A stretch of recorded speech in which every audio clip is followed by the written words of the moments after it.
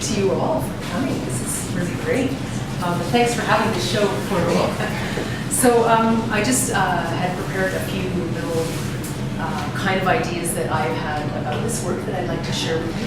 This represents about a year's effort and a year's worth of experimentation, because it's kind of new mediums and new things for me. And because I read a lot, and because I don't have time to read you a full-length novel, I'm going to read a short poem that I really like, that a friend helped me discover a few weeks ago. It's by a poet named Cavafy. He's a Greek poet, and he died about 80 years ago, but I think his poem is still relevant. For some people, the day comes when they have to declare the great yes or the great no. It's clear at once who has the yes ready within him, and saying it, he goes forward in honor and self-assurance. He who refuses does not repent. Asked again, he would still say no. Yet that no, the right no, undermines him all his life. And I love that poem because it uses really simple language to convey a very profound idea. And I don't know whether my art is profound, but I'm trying to simplify my language with what I'm doing with these. So one of the reasons that this simplification is happening is that I lived for many years, all my adult life, in the downtown cores of cities, in high-rise apartments, and I've had studios downtown, and I have always been surrounded by this city rush of city downtown messy stuff.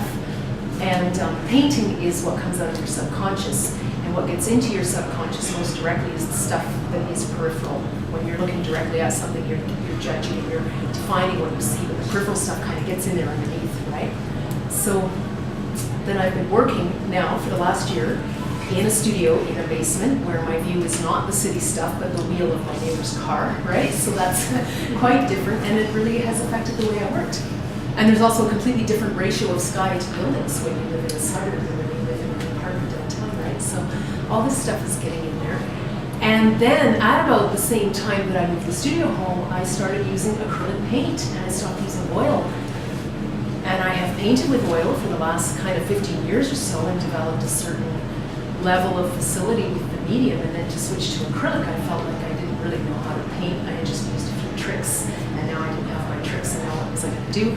So I just started to experiment with the acrylic, and as it turns out, it's a great medium. You can do all this cool stuff with it. It's actually really flexible. You can draw on it, you can layer it in ways, and you don't have to worry about all the stuff you have to worry about working, you know. So it's really a lot of fun, and I really like this collection of work because, unlike shows that I've had in the past, I haven't used the same process or even necessarily a similar process for each one. There's an underlying kind of aesthetic, I think, and the kind of urban thing and everything, but this is me experimenting and go, I wonder what this will do. Oh, look at that, that's very cool. So I kind of like that about this show. And the title of the show is Tintinnabulation, which is a real word, and it means kind of like resonance, the ringing or jingling or tinkling sound of bells. And I thought it was the perfect title because this work is kind of a resonance of my urban immersion of basically my adult life until a few years ago. And also it's kind of a celebration idea, right? And I feel very happy about this work, and it has a cool sound, Tintinnabulation, right? It's a nice kind of word, so I like that. So in closing, there's one more poem, another shorty, that I'd like to say. This has been one of my favorite poems for quite a few years. It's by a poet named Rainer Maria Rilke, and it's translated by Robert Bly, who's a poet, and he does these awesome translations of poetry. Poetry is hard to translate. So Rainer Maria Rilke was a German poet. And this poem goes like this. You see, I want a lot. Perhaps I want everything. The darkness that comes with every infinite fall, and the shivering rays of every step up. So many live on and want nothing, and are raised to the rank of prince by the slippery knees of their light judgments. But what you love to see are faces that do work and feel thirst. You love most of all those who need you as they need a crowbar or a hoe. You've not grown old, and it's not too late to dive into your increasing depths, where life calmly gives out its own secret. One of my favorite poems. And last but not least, thank you to my best friend and husband for all his patience and support. Yes.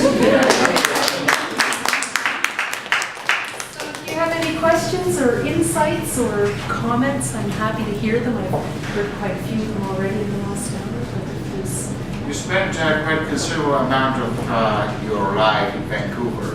How About 10 years. 10 yeah. years. How does it translate to your, I mean, the urban scene in Vancouver and the urban scene in Calgary? And is that the kind of correlation you find then in your subject matter? Or? Well, I think, yeah, that's interesting. I remember when I lived in Vancouver is when I first started really specifically painting urban stuff.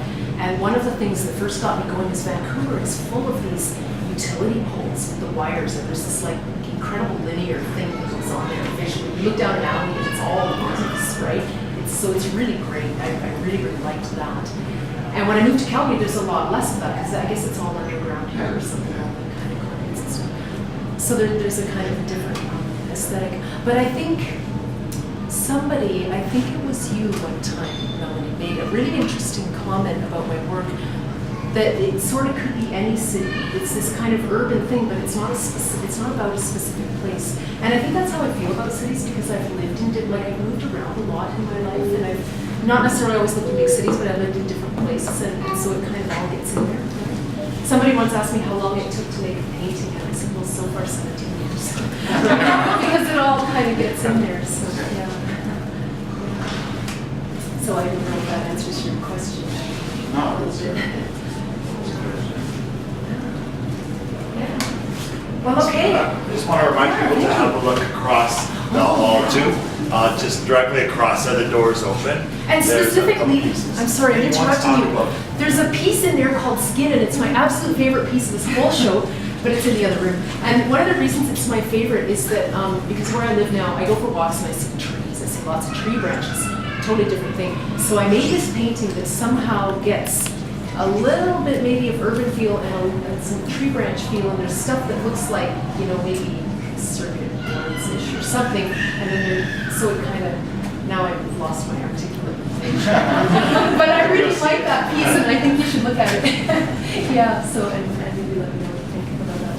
Yeah, great. Okay, thanks everyone, very, very much appreciated. Thank you, Renata.